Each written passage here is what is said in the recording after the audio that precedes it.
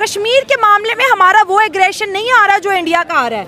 पाकिस्तान कहते हैं most welcome India, आ जाओ ले जाओ कश्मीर, आओ तो सही। यार ये ऑपरेशन सिंदूर और इसके रिटेलिएट में जो हमारा क्या बुनियान वर्सून था, उससे इंडिया को बहुत अच्छा जवाब मिला है। माशाल्लाह से हमारी फॉरेन पॉलिसी वापस रिकवर हुई है, हमें दुनिया वाले इज़्ज़त से देख रहे हैं। और ऑफ कोर्स हम लोगों ने इस पूरे ऑपरेशन के अंदर नॉर्मली चाइनीज़ टेक्नोलॉजी यूज़ की है, तो उसका भी एक बहुत अच्छा हम लोगों ने रिज़ल्ट दिया है दुनिया को। उन्होंने देखा है कि हमारे दोस्त भी हमारे साथ खड़े हैं और पाकिस्तान मजबूत था और मजबूत रहेगा। सर सच बताएं ज़रा, बिल्कुल न्यूट्रल होके मैं आपका जवाब सुनना चाहूँगी, आपको वाकई लगता है कि इंडिया कश्मीर चाहता है?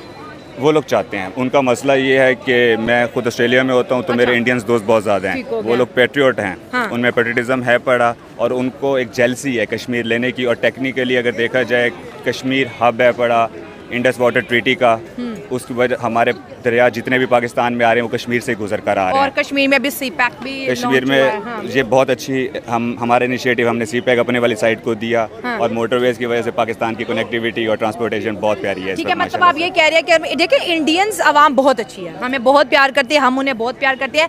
हम सियासी गुफ्तगू करेंगे, आवाम से कोई लेना देना नहीं हमारा। आवाम जहाँ है बहुत अच्छी, और मेरे खुद इंडियंस बहुत अच्छे फ्रेंड है, ट्रू फ्रेंड है, और बहुत अच्छी एडवाइस भी देते हैं। बिल्कुल ऐसे ही मेरे जो दोस्त देखे आज आपके भी इंडियन दोस्त मेरे 60% ऑस्ट्रेलिया में इंडियन दोस्त समझाने की कोशिश करते हैं थोड़ा न्यूट्रल वे में, और थोड़ा समझाने की कोशिश करते हैं। मैं आपसे ये पूछती हूँ कि अगर कश्मीर इतना इम्पोर्टेंट है इंडिया के लिए, जैसे सियासी कैंपेन्स में कश्मीर का जिक्र होता है, हमारे भी होता है, ऐसे तो नहीं कि हम कश्मीर को वोट के लिए नहीं यूज़ करते, अपनी भी बात करते हैं ना, हम भी यूज़ करते हैं वोट के लिए।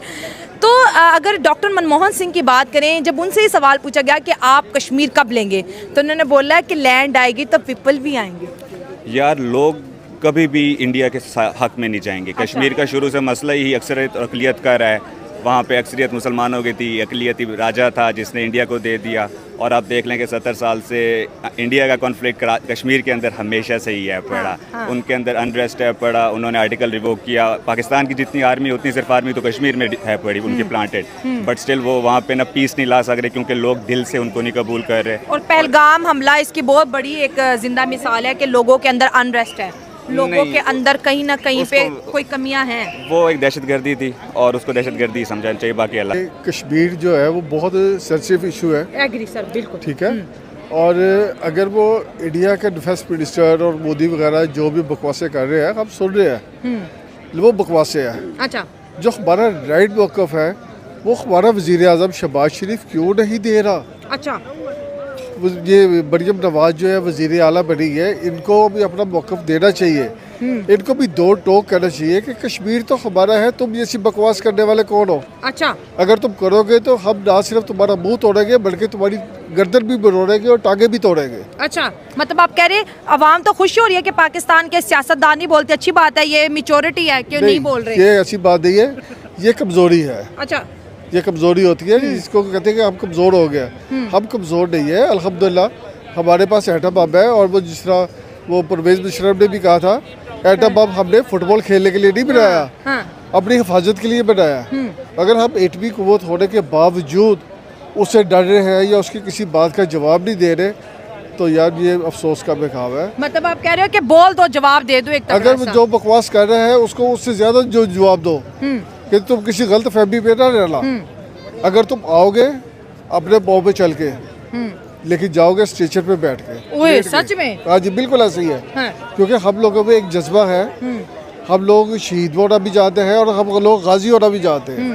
हम लोग दोनों चीज़ों पे फायदे में होते हैं। लेकिन कश्मीर पे कोई कॉम्प्रोमाइज़ नहीं है। देखो जी, हिंदू जो है या काफिर जो है वो उसके लिए नुकसान ही नुकसान है। वो कहता है मर गए ख़त्म हो गए, हम कहते हैं शहीद हो गए जिंदा हो गए।